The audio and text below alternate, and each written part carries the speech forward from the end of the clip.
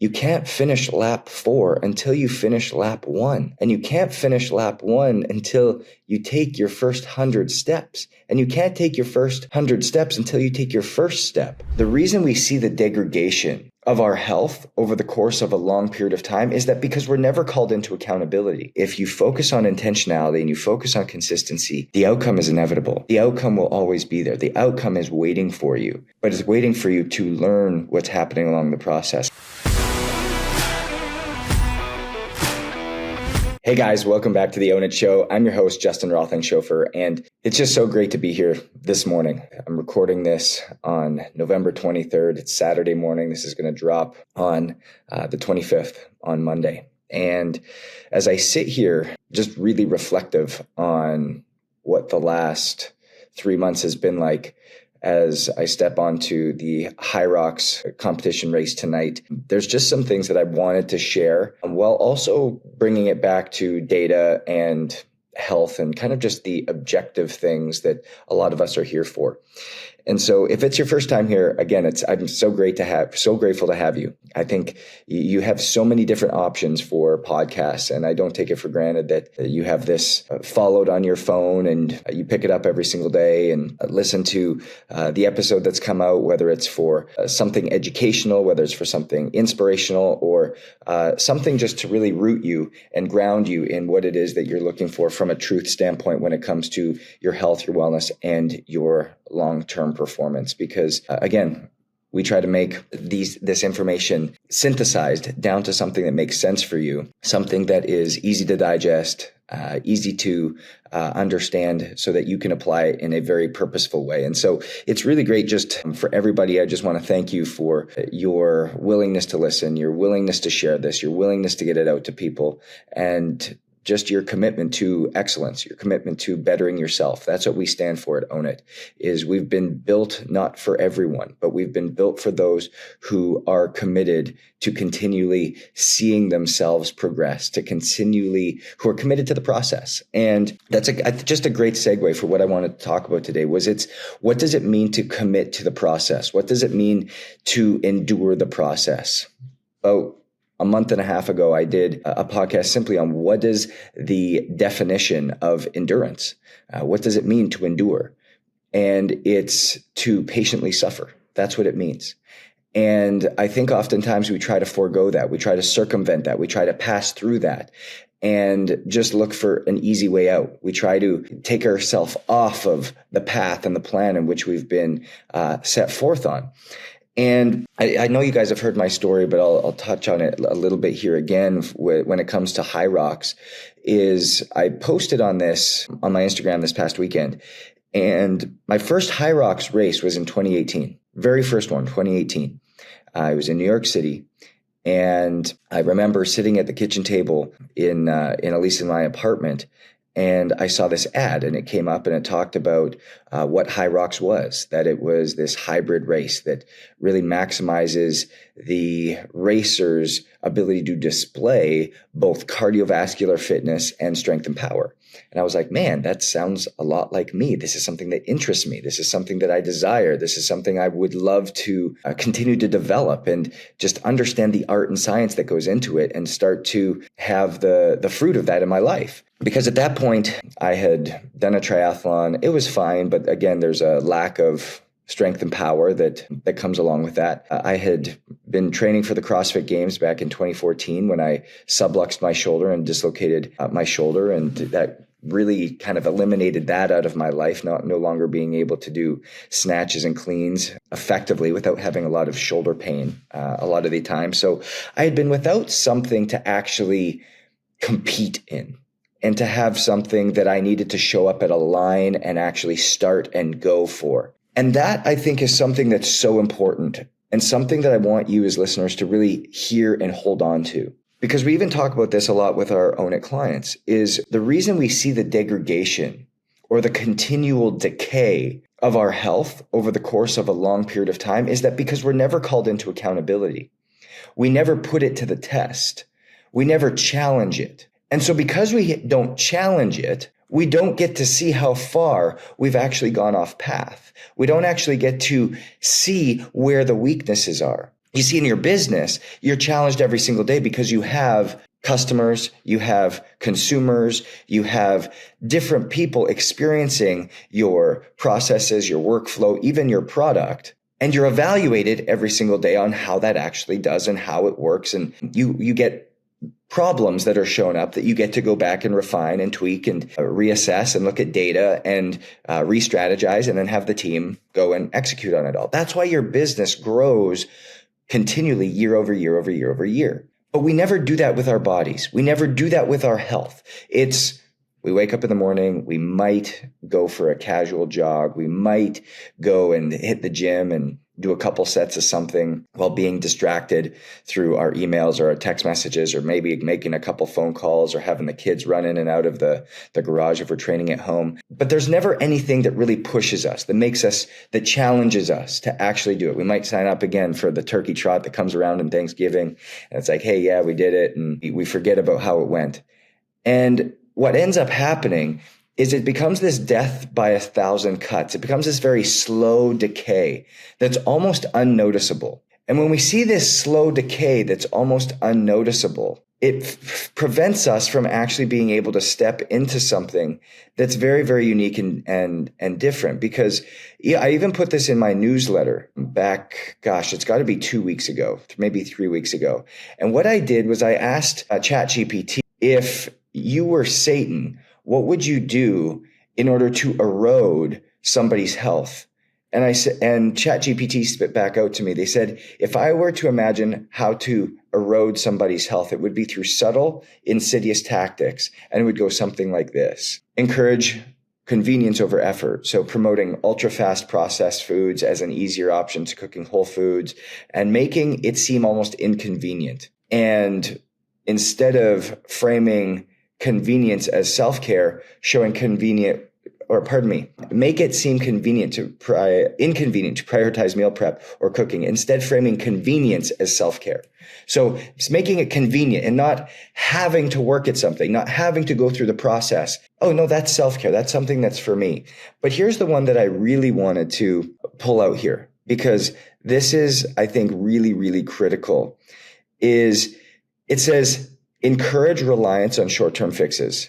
Emphasize quick, temporary fixes like stimulants, fad diets, or energy drinks to cope, rather than working on the sustainable lifestyle changes. This would erode their health slowly, and in the long run, ultimately make them dependent on external solutions. And here's I think the thing about this. These tactics would create a slow and steady decline in someone's health, almost unnoticeable year over year, leading them down a path of complacency and eventual dependence on outside fixes rather than their own capacity to heal and strengthen. And I think that's this key component that I've just learned and really experienced over the course of this process of going back to Hyrox, was really getting back into this groove and this feel.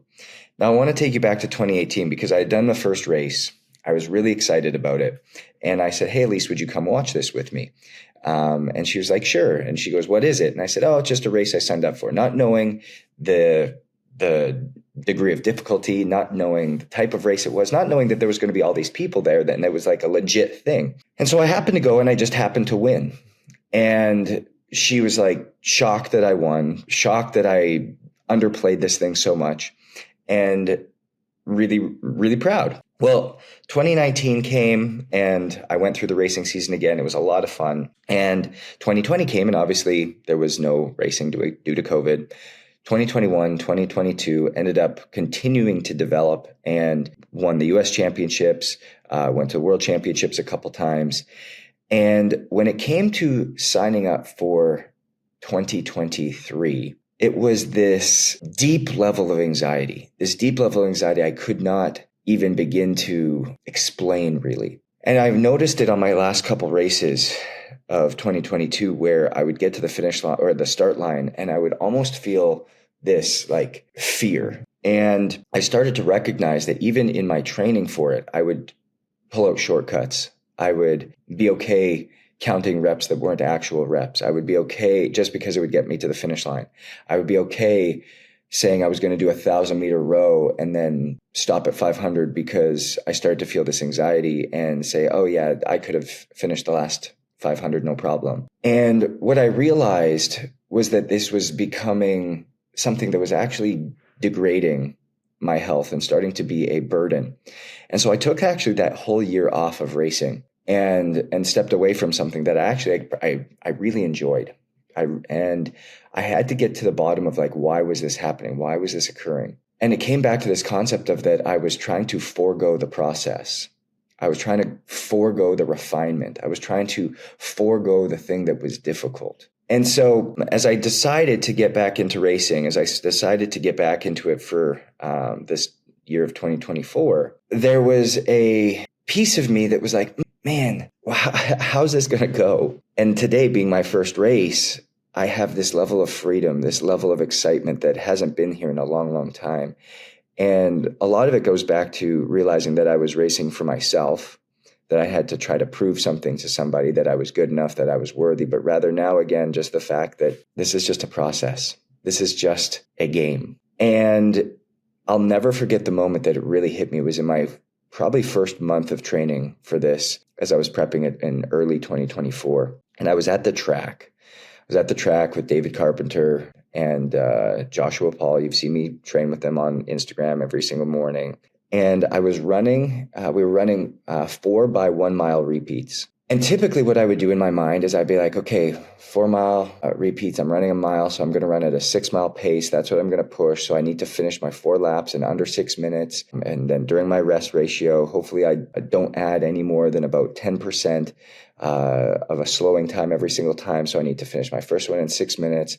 My second one is probably going to be closer to like 6:20, then maybe 6:30. And if I can hold all 4 under 6:30, that would be really good. And so I start to play these games in my mind. And it put this level of expectation and trying to expeditiously finish it, like get to the finish line before it was actually done, before I actually did the work, before I was actually through it. And during my first mile, it hit me. It's like, dude, just settle into the process. You can't finish lap 4 until you finish lap 1. And you can't finish lap 1 until you take your first 100 steps. And you can't take your first 100 steps until you take your first step. And so it's like, just engage in the process. Endure the process.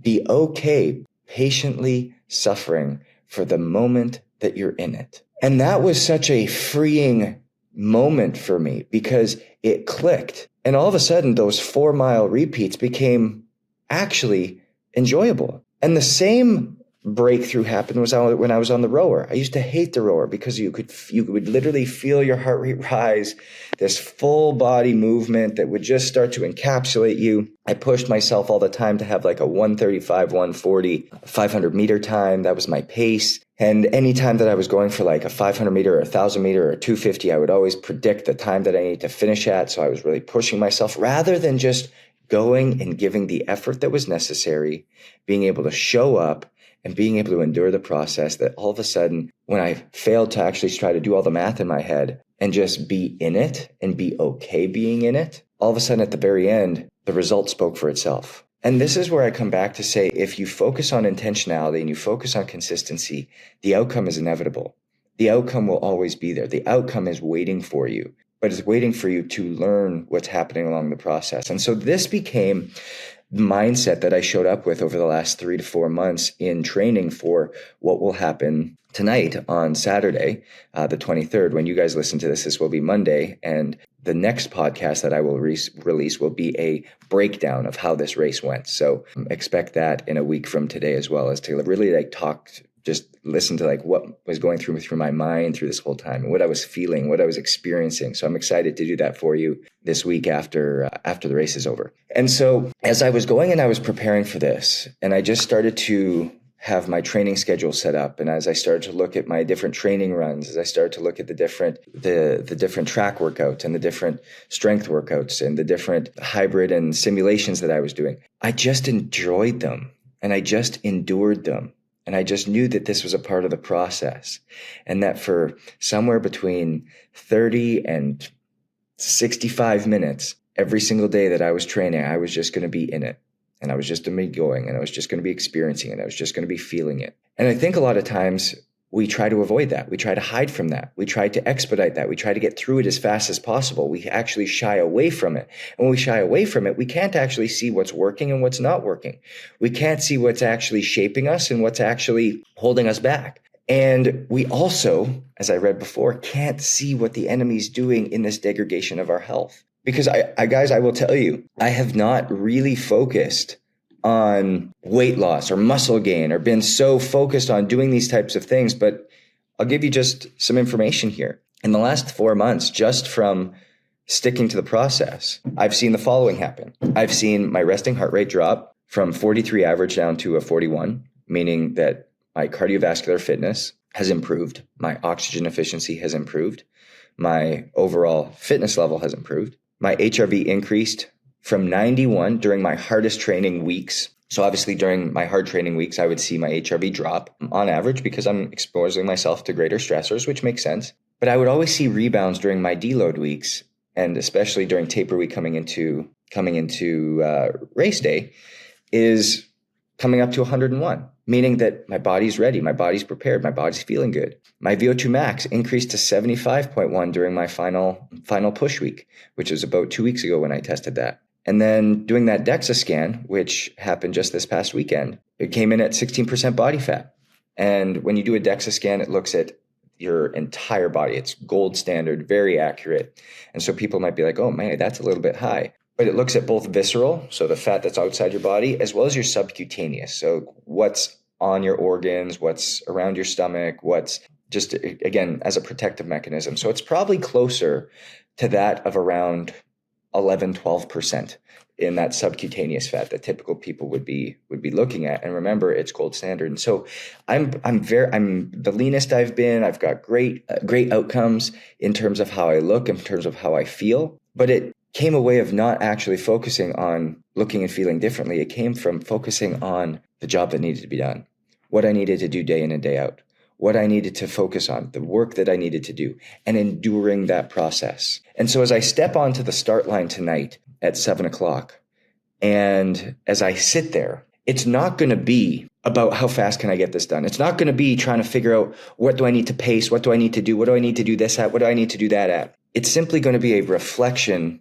of learning how to endure the process. It's simply going to be a reflection of enjoying the process. It's simply going to be a reflection of being okay that there will be a patient suffering for about 65 minutes. And as I go through that and experience each thing, the ski erg, and as I reach up and pull down every single motion, being grateful that I have the body to be able to do this. As I sit on the rower and I'm rowing, being grateful that I can be able to do this. Every single run lap, being able to know that, hey, I get to do this. I have the opportunity to do this. And this is, again, just shaping me. Every single time I go into that 450-pound sled push that's got to go 50 meters and sled pull that's 320 pounds that I've got to pull 50 meters. These things that I just get the ability to do is just so unique, is so cool, and is such a blessing. And so that's what I wanted to leave you guys with today is, what have you failed to endure? What have you tried to shortcut? What have you tried to circumvent? Because we see it in our clients all the time when they come to us. They've just tried to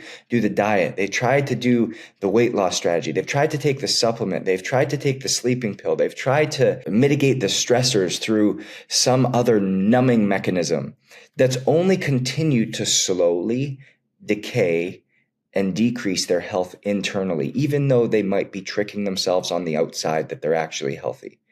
That what they're feeling, they believe is normal, but it's actually dysfunctional.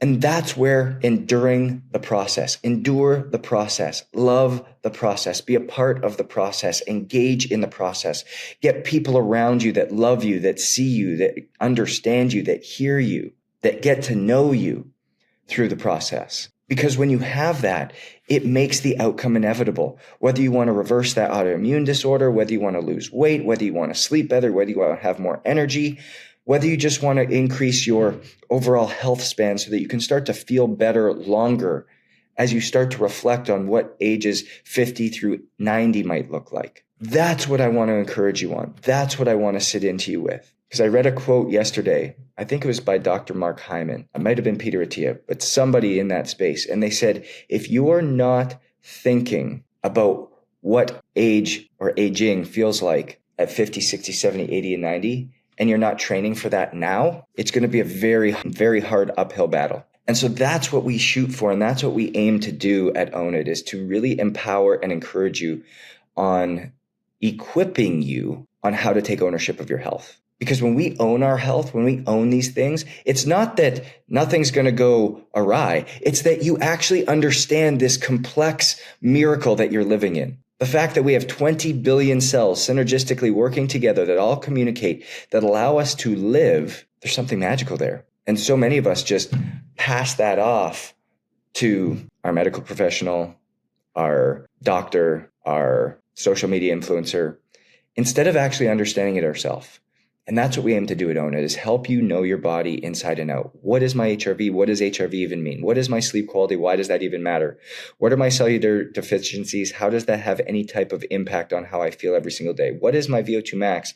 What does how I produce and utilize oxygen and my efficiency with it even have to do with my overall health? What's my total body composition? What does lean mass, fat mass, and bone density have to do with anything? Rather than just seeing what's broken and somebody telling you you're broken, and then saying we need to fix you or treat you. I don't want to ask the question, how do I need to be treated? I want to know, why is certain things happening? And at that moment, we can actually see you as a human being. We can see you as a person, because you need to hear this. You are not broken. Whatever you're experiencing today, low energy, a body composition you don't like, inability to sleep, stress that feels like it's burying you, an overwhelm that takes you out in a place that you don't feel good. You're not broken. You're not broken. You've just fallen victim to a system that hasn't empowered you and equipped you to take ownership of your health. And quite frankly, you may have just made that decision at some point too, like I had, where you weren't willing to endure the process. You weren't willing to stick with anything. You weren't willing to sit into the process. You weren't willing to patiently suffer through something, but rather what you were experiencing actually seemed even easier because you could blame not doing it on the thing that you're now in. And so I want you to sit with that, guys, because this is just some reflections from what I've been feeling over the last 24 hours of really getting set for this Hyrox race tonight, and just come back to know that you're not broken. If you endure the process, it's inevitable that you will win, because the process you're going through, the journey you're going on, what you're being asked to endure is there for you, not happening to you. And the reason it's happening for you is because it's refining you. It's changing you. It's bringing you closer to where it is that you're supposed to be, so that you can step into who you were actually called and made to be. And so we know success is different.